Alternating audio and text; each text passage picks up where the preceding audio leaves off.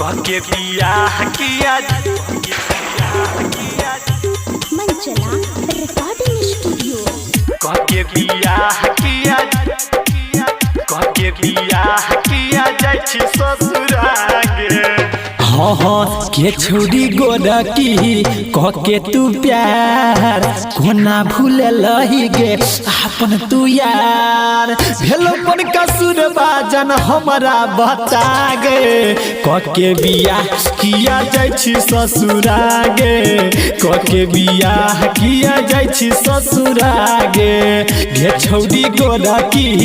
कके तू प्यार कोना भूल लही गे अपन तू यार भेलो पन कसुर बाजन हमरा बता गे कके बियाह किया जाय छी ससुरागे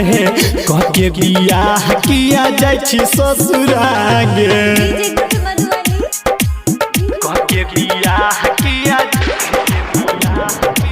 Manchala Recording Studio. काके बियाह किया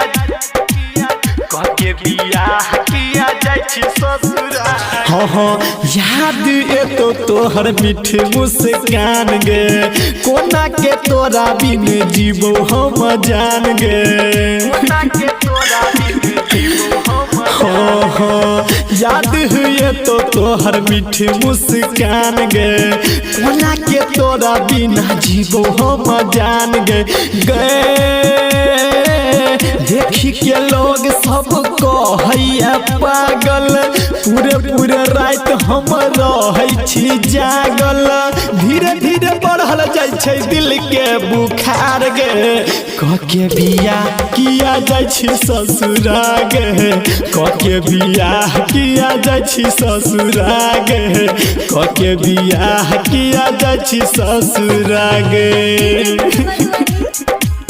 काके बियाह किया Manchala Recording Studio. काके बियाह किया काके बियाह किया जाय छी हाँ हाँ हाथ में हाथ दऽ केलही तू प्यार गे कहै छलही बाबू सोना तू सुना यार गे कहै छलही बाबू सोना तू सुना यार गे हाथ में हाथ दऽ केलही तू प्यार गे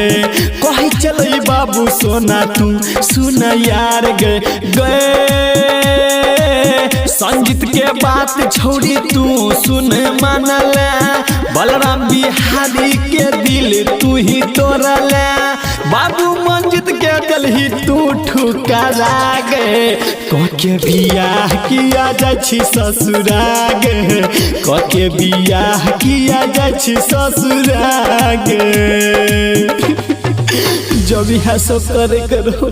तो खिया प्यार के लिए गए जा presented by Sawariya Music.